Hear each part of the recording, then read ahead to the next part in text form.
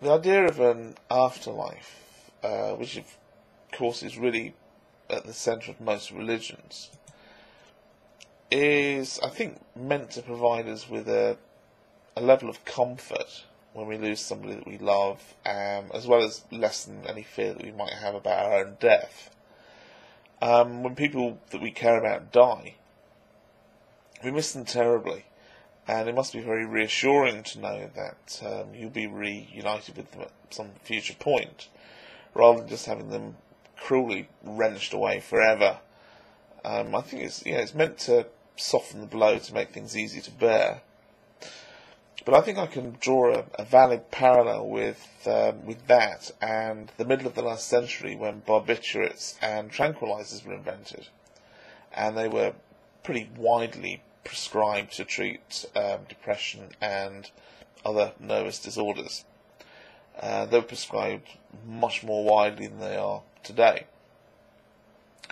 I'm not saying that medication doesn't help people with mental illness, because that's clearly not the case. But for many people in the 50s and the 60s and the 70s, the main reason that they no longer felt anxious or depressed was because they no longer felt anything. They just wandered around in this sedated haze. They didn't have to deal with their problems, and therefore they didn't. And that's really at the core of what I find so unappealing about this idea of a religious afterlife. Firstly, to me, it's so obviously a lie that I can't suspend my disbelief enough to be able to delude myself into believing it. And it doesn't matter how appealing that prospect might be. And, it is appealing. When my grandmother died, I was actually on my way up to the hospital to see her. And I'd travelled more than halfway across the country, and I missed her by 30 minutes, which was pretty horrible. She knew that I was on my way, but I still regret that I never really got that last chance to say goodbye and tell her that I loved her. And if I could believe that we had this afterlife, this eternity together, then that presents me with an opportunity to do just that. But unfortunately for me, I can't delude myself in that way. So what I do is I take comfort in the fact that I have some grey memories of her, because when I was a child, she was the wisest person that I knew, and I miss that. And that time that I had with her was precious for precisely that reason, because, it's now gone. If we were going to spend eternity together, then really the time that we spent together before would not really mean anything at all.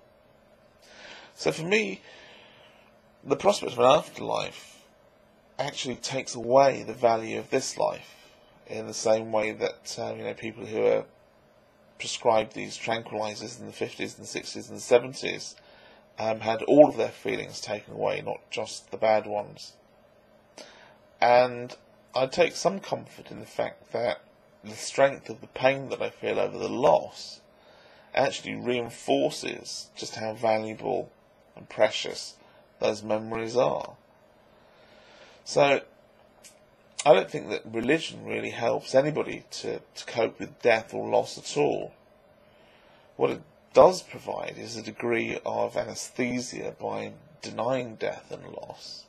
But I don't think that it teaches you how to cope with anything. All it teaches you is how to bury your head in the sand. And I can't do that.